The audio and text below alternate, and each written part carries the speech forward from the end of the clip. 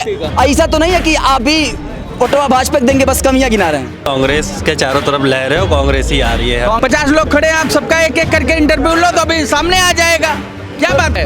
और पार्टी पक्ष वाले तो अंधभक्ति चश्मा लगाए रहता है और उसी के पक्ष में। वो एटा जिले से हैं। पूरा नाम आप बता दीजिए अपना। दिनेश मिश्रा हमारा नाम। दिनेश मिश्रा जी, बताइए, आप भी हिंदू ही हैं और ये भी हिंदू ही हैं। इतना समस्या गिनाने के बाद ये भी कह दिए कि हिंदू वोट, तो ऐसा ऐसा तो नहीं है कि आप भी वोटवा भाजपा को देंगे, बस कमियां गिना रहे हैं। देखिए, हम लोग तो जनसंघी थे जब बाबू माधव प्रसाद त्रिपाठी जी हुआ करते थे उत्तर प्रदेश में, और इंदिरा जी के घर पे रुका करते थे दिल्ली में जा करके। एक जनसंघ का आदमी इंदिरा जी का मेहमान हुआ करता था। एक एमपी, ओनली 2-3 एमपी हुआ करते थे भारत में। उसमें से माधव प्रसाद त्रिपाठी जो सिद्धार्थनगर जिले में अब बांसी पड़ता वहाँ से हैं, तो मैं उनका अनुयायी हूँ। और उनका एक कहना था कि समाज के, हमारा वोट देना लेना अलग बातें हैं, लेकिन समाज के हितों को सर्वोपरि होना चाहिए। क्या कह रहे थे आप अभी?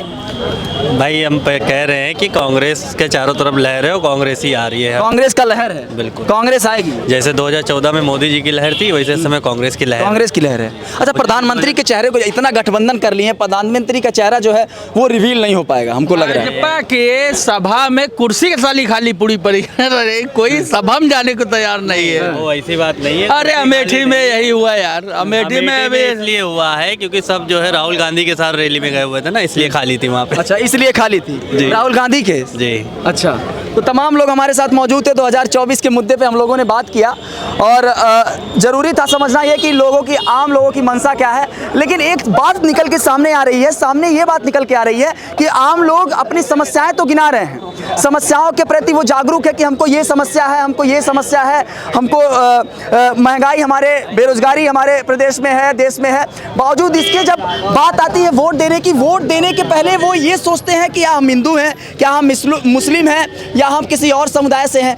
बात यहाँ पे आके रुक रही है कि लोकसभा चुनाव से पहले जो आम जनमानस है उसके मन में एक अवधारणा बनी हुई है कि आने वाले लोकसभा चुनाव में वो अपने अंदर एक परसेप्शन बना के रखा हुआ है कि अगर मैं हिंदू हूँ तो मेरे लिए भाजपा सही है, अगर मैं मुस्लिम हूँ तो मेरे लिए हो सकता है कांग्रेस बेहतर हो, अगर मैं यादव हूँ तो हो सकता है मेरे लिए समाजवादी पार्टी बेहतर हो, अगर मैं मुस्लिम हूँ तो मुस्लिम 2 तरीके से बढ़ सकता, हो सकता है असुद्दीन ओवैसी के पास चले जाए। गलत बात बोल रहे हो। हाँ। जो अंधभक्ति का चश्मा लगाए हैं, कोई भी सरकार हो, जिस सरकार का अंधभक्ति का लोग चश्मा लगाए हैं उनका गुण गाते हैं, लेकिन कुछ इसमें सच्चे इंसान हैं जो महंगाई से जूझ रहे हैं, बेरोजगारी से जूझ रहे हैं। तो कैसे वो जाति धर्म पे उठ जाएगा यार?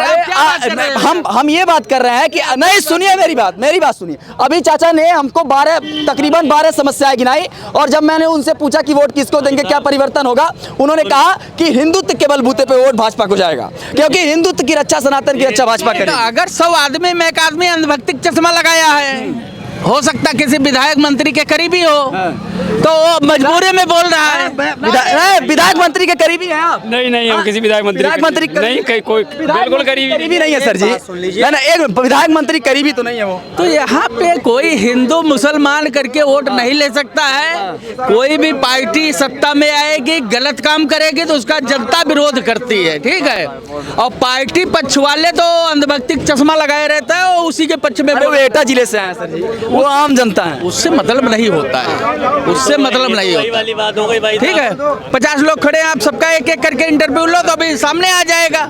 क्या बात कर रहे हो?